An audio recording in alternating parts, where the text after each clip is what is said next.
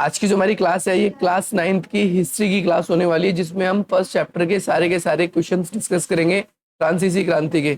इससे जुड़े आपके जितने भी क्वेश्चन है आपके पेपर में आएंगे तो हम उसको डिस्कस कर लेंगे। तो ये पहला पेज ही है और हम सपोर्टिंग मटेरियल से डिस्कस कर रहे हैं। यहाँ से आपके MCQ 2 मार्क्स के, 3 मार्क्स के या 5 मार्क्स के जितने भी क्वेश्चन बन सकते हैं उन सभी को डिस्कस किया जाएगा।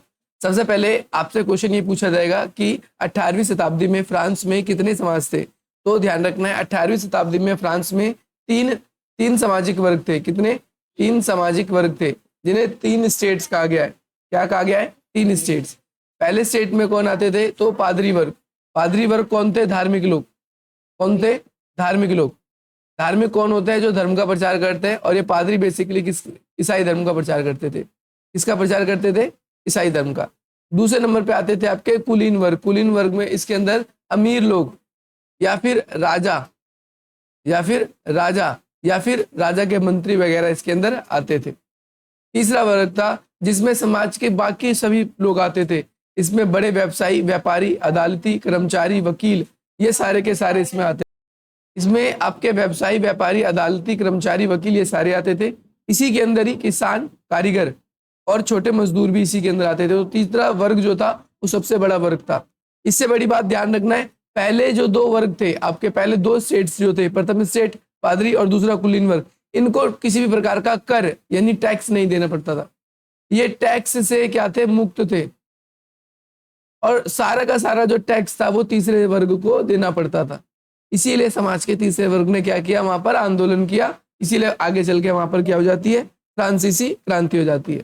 देखो ये वही बात बताया गया है कि 18वीं शताब्दी में फ्रांस में 3 वर्ग थे। प्रथम स्टेट्स यानी जो चर्च के अंदर आते थे पादरी वर्ग, दूसरे द्वितीय स्टेट जिसमें फ्रांसीसी कुलीन वर्ग आता था, और तीसरे स्टेट में आते थे व्यापारी, व्यवसायी, अदालती, कर्मचारी, वकील, किसान, कारीगर, भूमिहीन मजदूर।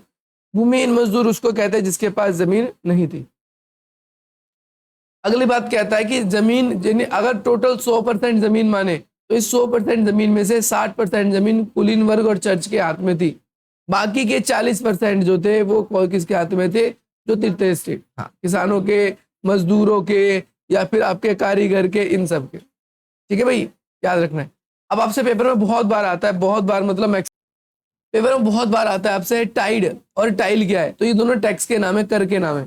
देखो तीसरे स्टेट को एक तो चर्च को देना पड़ता था टैक्स, धर्म का नाम का टैक्स होता था, उसे बोलते थे टीथ बोलते थे या टाइद बोलते थे, जो धर्म की वजह से टैक्स देना पड़ता था। ठीक है। और एक टैक्स था जो सरकार को देना पड़ता था, राजाओं को देना पड़ता था, उसे टाइल बोलते थे। क्या बोलते थे?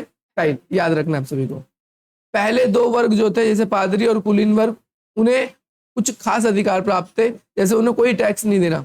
मैंने अभी शुरू में ही बता दिया था। टैक्स केवल कौन देता था? तीसरे वर्ग के लोग देते थे। किसान, मजदूर, व्यापारी, वकील, कारीगर, मजदूर, भूमिहीन, इन सब लोग देते थे। अब आपसे पेपर में बहुत बार आता है कि भाई लुई 16 कौन था? तो लुई 16 राजा था और ये उस समय का राजा था जब फ्रांस में क्रांति हुई थी। ठीक है भाई, आपसे ऐसे क्वेश्चन पूछेगा, फ्रांस की जब क्रांति हुई तो उस समय राजा कौन था? तो आप बोलोगे लुई 16 था। कौन था? लुई 16। और क्या किया गया था? वो उस समय राजा था।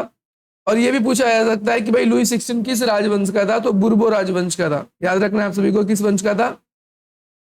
दूसरी बात, उसकी शादी, उसका विवाह जो है एक ऑस्ट्रिया एक अलग देश है, ऑस्ट्रेलिया जो है ये है वर्ल्ड का मैप और ये है हमारा प्यारा भारत। अगर हम यूरोप में जाएंगे, ये है यूरोप। ठीक है, तो यूरोप में आपको यहाँ पर एक देश दिखेगा जिसका नाम है ऑस्ट्रिया। ये रहा, देखो ये देश ऑस्ट्रिया, ये ऑस्ट्रिया यूरोप के अंदर है। और ऑस्ट्रेलिया जो है उससे कंफ्यूज नहीं होना आपको। ऑस्ट्रेलिया देखो इधर है, यहाँ पर है हमारा क्या?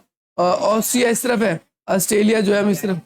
हाँ, और जूम आउट करेंगे, देखो ये है ऑस्ट्रेलिया। तो ऑस्ट्रेलिया अलग है और ऑस्ट्रिया अलग है। देखो ऑस्ट्रिया ये है और ऑस्ट्रेलिया ये है। ठीक है भाई, अलग अलग देश है। तो उसकी राजकुमारी क्या नाम था? एंटोनियो। इससे विवाह हुआ था किसका? लुई 16 का। साथ ही साथ जब वो राजा बना तो जितने उससे पुराने राजा थे उन सब ने पैसा बहुत बर्बाद किया, जिसकी वजह से जो शाही खजाना, राजकोष जिसको बोलते हैं, वो खाली हो गया। और राजकोष खाली होने के क्या कारण थे, यह सब बताया गया। पेपर में बहुत बार क्वेश्चन आता है कि जो राजकोष जो था लुई 16 के समय खाली हो गया था। तो क्या हुआ, उसका क्या कारण था? सबसे पहली बात तो जनसंख्या बढ़ रही थी, जनसंख्या बढ़ रही थी। अब जैसे आप ही का परिवार है, आपके मम्मी पापा आप कमाते हैं और आप हो, तो खर्च कम होता है, लेकिन आपके बाद आपके दो भाई बहन और जन्म ले लेते हैं तो खर्च बढ़ जाता है। ठीक है भाई। दूसरी बात, अमेरिका की स्वतंत्रता संघर्ष में ब्रिटेन के खिलाफ अमेरिका को सहायता दे रहा था, यानी ब्रिटेन ने अमेरिका को गुलाम बना रखा था। ठीक है, तो ये सोच रहा था ब्रिटेन से ही आजाद हो जाए अमेरिका, इसके लिए क्या कर रहा था, फ्रांस अमेरिका को पैसा दे रहा था। अब सीधी सी बात है, जब तुम पैसा ऐसे देश के लिए खर्च कर रहे हो जिसका तुम्हारा कोई फायदा ही नहीं है, तो तुम तो कमजोर पड़ोगे ही। तीसरा, उससे पहले के जो राजा थे वो शान शौकत में बहुत खर्च करते थे, बहुत ज्यादा खर्च करते थे शान शौकत में, इसीलिए ज्यादा बेफजूल की खर्चों की से भी उनका राजकोष खाली हो गया। और तीसरा, उन्होंने बड़े बड़े लंबे लंबे युद्ध लड़े। अब युद्ध के अंदर भी तो पैसा खर्च होता है, तो युद्ध की वजह से भी उनका पैसा क्या हो गया, खर्च हो गया। अब कह रहा है उस समय के बहुत सारे मध्यम वर्गीय लोग थे, जैसे लेखक, शिक्षक, विचारक, वकील, इन सब ने क्या किया भाई, राजा के खिलाफ जो है आवाजें उठानी शुरू कर दी, क्योंकि राजा जो था वो मनमाने टैक्स लगा देता था, एक ही वर्ग टैक्स देता था, तो इससे बहुत ज्यादा दिक्कत होती थी, इसीलिए उन्होंने प्रश्न उठाने शुरू कर दिए। बढ़ते कर्ज के दबाव में लुई 16 ने 5 मई 1789 को जनरल स्टेट की बैठक बुलाई और नए करों की मंजूरी लगा दी। अब सीधी सी बात है, राजा के पास में पैसा नहीं था, तो राजा पैसा कैसे कमाएगा? राजा तो खेत में जाता नहीं काम करने, राजा तो व्यापार करने जाता नहीं, राजा लेता था जनता से कर, टैक्स। तो उसने क्या किया कि जनरल स्टेट्स की बैठक बुलाई और उसके बाद उस बैठक में कहा कि भैया हम नए टैक्स लगाएंगे ताकि जनता से और कर मिले। जनता पहले से ही दुखी थी कि उसी को टैक्स देना पड़ रहा है, 3 लोग हैं समाज में, 3 में से किसी एक को ही टैक्स देना पड़ रहा है, तीसरे वर्ग को, और नए टैक्स लगा रहे हो तुम इस पे, तो वो तो सीधी सी बात है विरोध तो करेंगे इस बात का, इसीलिए उन्होंने विरोध कर दिया। जनरल स्टेट में मतदान स्टेट्स के आधार पर होता था, ना कि व्यक्ति के आधार पर, लेकिन इस बार तीसरे स्टेट्स के लोगों ने अधिक मतदान की मांग की। भाई जो टैक्स बढ़ाया जाना था ना, उस टैक्स की मांगों को खारिज कर दिया, और तीसरे स्टेट के लोगों ने क्या करे, सभा के बाहर भी चले गए, कहा ऐसा नहीं होगा, हम और टैक्स नहीं जमा करेंगे, पहले भी हम ही टैक्स जमा करते हैं और टैक्स बढ़ा रहे हो, हम ही जमा करें, ऐसा हो ही नहीं सकता। इसी वजह से चारों तरफ महंगाई बढ़ने लगी, महंगाई बहुत ज्यादा बढ़ने लगी, हिंसक प्रदर्शन होने लगे, भीड़ आंदोलन करने लगी सरकार के खिलाफ कि भाई महंगाई बढ़ रही है, टैक्स बढ़ रहा है, हम कुछ नहीं कर पा रहे। इसीलिए क्या किया गया, जो राजा था उसके खिलाफ आंदोलन कर दी। ठीक है भाई। और बहुत सारे कैदी थे, आपसे पूछा जाएगा कौन सा किला तोड़ा गया था, बास्तील का किला। कौन सा किला?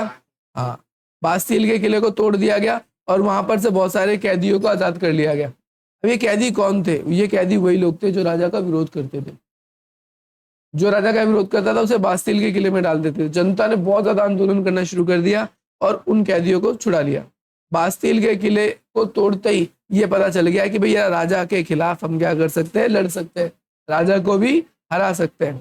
और आगे चलकर क्या हुआ कि भाई फ्रांसीसी क्रांति हुई। फ्रांसीसी क्रांति कब हुई आप बोलोगे? 1789 में हुई थी फ्रांसीसी क्रांति।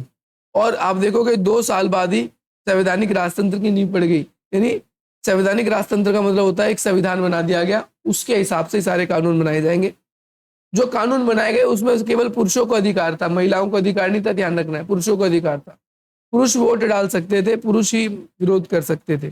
देखो मतदान के लिए कौन कौन व्यक्ति, पहली बात पुरुष वोट डालते, जिनकी उम्र 25 साल से ज्यादा थी वो वोट डालते। और कम से कम कह रहा है कि जो कम से कम 3 दिन की मजदूरी के बराबर कर चुकाते थे, यानी इतना टैक्स देते थे जो 3 दिन, यानी हफ्ते में 7 दिन होता है, 7 दिन में से 3 दिन जो टैक्स देता था काम करके, उसको वोटिंग राइट मिलता था। महिला और पुरुष को नागरिक कहा जाता था, लेकिन महिलाओं को वोटिंग राइट नहीं था। राजा की शक्तियां को विधायिका, कार्यपालिका और न्यायपालिका के बीच में बांट दिया गया। यानी राजा, सरकार के 3 अंग होते हैं, आपने पॉलिटिकल साइंस में पढ़ रखा है, एक विधायिका, कार्यपालिका और न्यायपालिका। तो राजा की शक्तियों को इन्हीं में बांट दिया गया। न्याय करने का काम न्यायपालिका करेगी, है ना, शासन संभालने का काम कार्यपालिका करेगी और कानून बनाने का काम विधायिका करेगी। आई ना बात समझ में? आपको इसके अंदर क्या करना है, इसके अंदर ये जो फ्रांस में आपका पेरिस का मैप है इसको याद रखना है। इसके बाद में ये कुछ टाइमलाइन दी गई है डेट्स की, अगर आप याद कर लेते हो तो बहुत अच्छी बात है, नहीं कर पाते तो कोई बात नहीं, बाकी जो बताएं वो कर लेना। यहाँ पर ये क्वेश्चन आंसर आपके आ जाते हैं। इस क्वेश्चन आंसर में एक एक नंबर का क्वेश्चन फटाफट आप करने की कोशिश करो, नहीं कर पाते तो उसके आंसर दिए हुए उसके आंसर करने की कोशिश करो देखकर, ठीक है।